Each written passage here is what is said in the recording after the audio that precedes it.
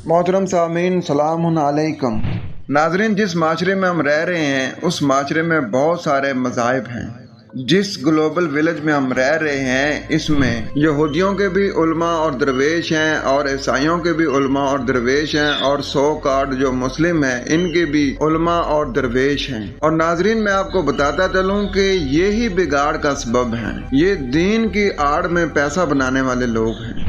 ये लोगों को ऐसी ऐसी रवायात सुनाकर उनको डराते हैं और उनकी जेबों से पैसा निकालते हैं। नाजरीन, ये बहुत बड़े बिजनेसमैन हैं और इनका जो कारोबार है वो ऐसा है कि उसमें नुकसान होता ही नहीं है और ये अपने कारोबार में दिन ब दिन तरक्की करते जा रहे हैं। इनका कारोबार ये है कि इन्होंने बहुत बड़ी बड़ी फैक्ट्रियां लगाई हुई हैं। उन फैक्ट्रियों में ये बच्चों की जहन साजी करते हैं, उनको अपना मजहब पढ़ाते हैं, अपना दीन पढ़ाते हैं और उनसे पैसे भी कमाते हैं। नाजरीन, हर पीर हर मौलवी लोगों के घरों में जाते हैं और उनके बच्चों को कुरान पढ़ाते हैं और फिर वहाँ से पैसे भी कमाते हैं। और ये जो पीर हजरात हैं ये लोगों को तवीज़ धागा देते हैं, दम दरूद करते हैं और उनसे पैसे बटोरते हैं। नाजरीन, इनका ये कारोबार बहुत तरक्की कर रहा है, लेकिन हमें देखना चाहिए कि ये जो काम करते हैं, ये जो दीन को पेशा बनाते हैं, कुरान इसके बारे में क्या फरमा रहा है। नाजरीन, जब हम पढ़ते हैं सूरह अल बकरा आयत नंबर 41, उसमें मालिक कायनात का इरशाद है कि वला तश्तरू बिआयाति समनन कलीला, और मत बेचो मेरी आयात को थोड़ी कीमत पर। तो नाजरीन, अल्लाह ताला की जात तो यहाँ ये फरमा रही है कि मेरी आयात को दुनिया की कलील कीमत पे ना बेचा करो, लेकिन ये अल्लाह ताला की इस आयत को मानते ही नहीं है। मुंह से कहते हैं कि हम अल्लाह ताला की सारी आयत को मानते हैं, लेकिन अमलन उसका इनकार कर रहे हैं। ये फिरके हैं, ये मजहब हैं, ये सारे इस आयत के इनकारी हैं। नाजरीन, कुरान अल्लाह ताला की तरफ से नाजिल करदा इंसानों के लिए एक मुकम्मल ज़ाब्ता हयात है।